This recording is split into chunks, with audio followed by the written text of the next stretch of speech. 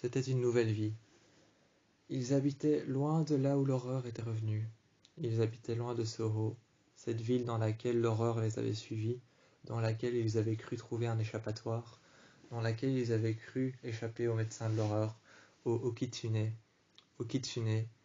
aux autres bestioles maléfiques, aux êtres surnaturels, aux esprits, aux démons, aux Wendigo, à l'ange qui vivait au jardin d'ébène, l'ange qui n'en était pas un, l'ange qui était un démon.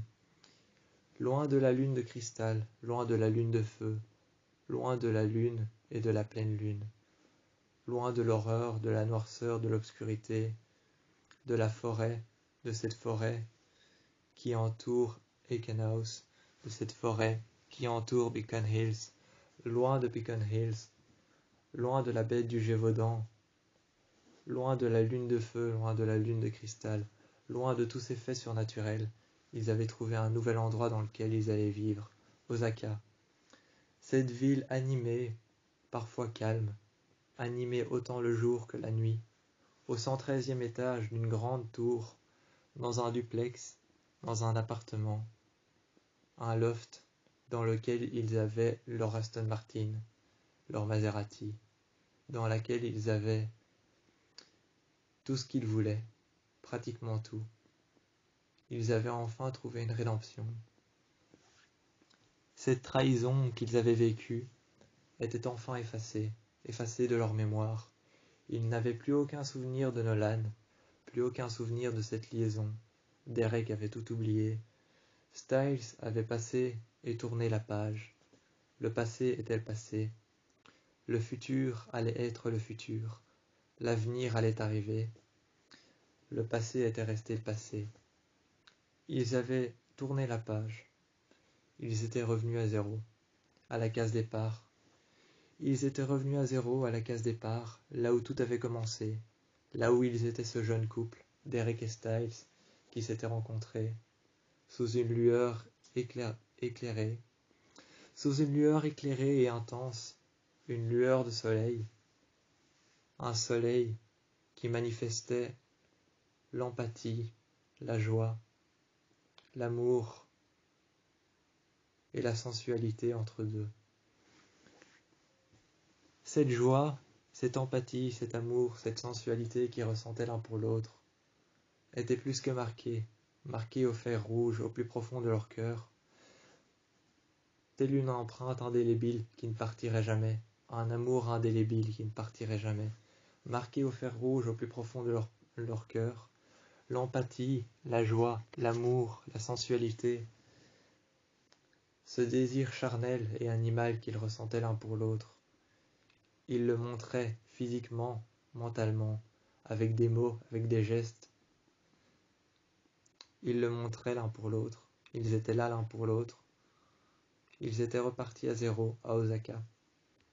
Dans cette ville au Japon, cette nouvelle civilisation. Une nouvelle civilisation dans laquelle ils vivaient. Une civilisation qui pour autant croyait aux esprits, croyait au monde des démons, croyait au monde des esprits, au surnaturel et aux formes qui avaient bel et bien plusieurs pouvoirs. Les formes qui avaient bel et bien plusieurs pouvoirs, les démons, les esprits, les êtres surnaturels. Ils y croyaient. Tout cela était omniprésent. Mais bon, ils avaient broyé bien plus que du noir dans le passé. Dans le passé, Derek et Styles avaient broyé bien plus que du noir. Ils avaient surmonté chaque épreuve à deux. Et c'est aujourd'hui que, gravés d'empathie, gravés d'amour, gravés de sensualité, marqués au fer rouge au plus profond de leurs âmes, sur leur cœur était gravée une marque qui détenait leur amour et qui maintenait un amour infini, dans lesquels ils allaient se prouver cela, à travers des réponses physiques, à travers des réponses orales, à travers des réponses mentales. À travers des réponses mentales, orales et physiques, ils allaient se montrer leur amour. Ils se prenaient parfois contre le mur, l'un contre l'autre, ils s'embrassèrent, se prenèrent par les mains, montèrent alors leurs mains jusqu'à leurs côtes, et ainsi, leur masse musculaire provoquante l'un contre l'autre, leur masse musculaire provoquante l'un contre l'autre, ils s'embrassèrent, se regardèrent dans les yeux, Les yeux bleus de Styles, rappelant qu'il avait tué quelqu'un, tué par 3 fois. Les yeux rouges de Derek, rappelant qu'il était un alpha protecteur, protecteur envers Styles, envers son fils et envers sa fille. Les yeux bleus de Styles, rappelant qu'il avait tué Theo par 2 fois, qu'il avait tué Nolan par une seule fois. Rappelant qu'il avait tué Nolan par une seule fois, qu'il avait tué Theo par 2 fois, cela faisait qu'il avait tué 3 personnes. Cependant, il n'en avait tué que 2.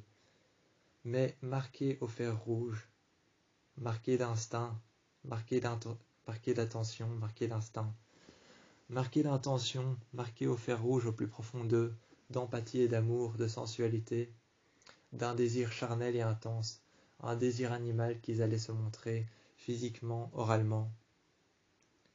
Ce désir était là, peu importe ce qui se mettrait en travers de leur chemin.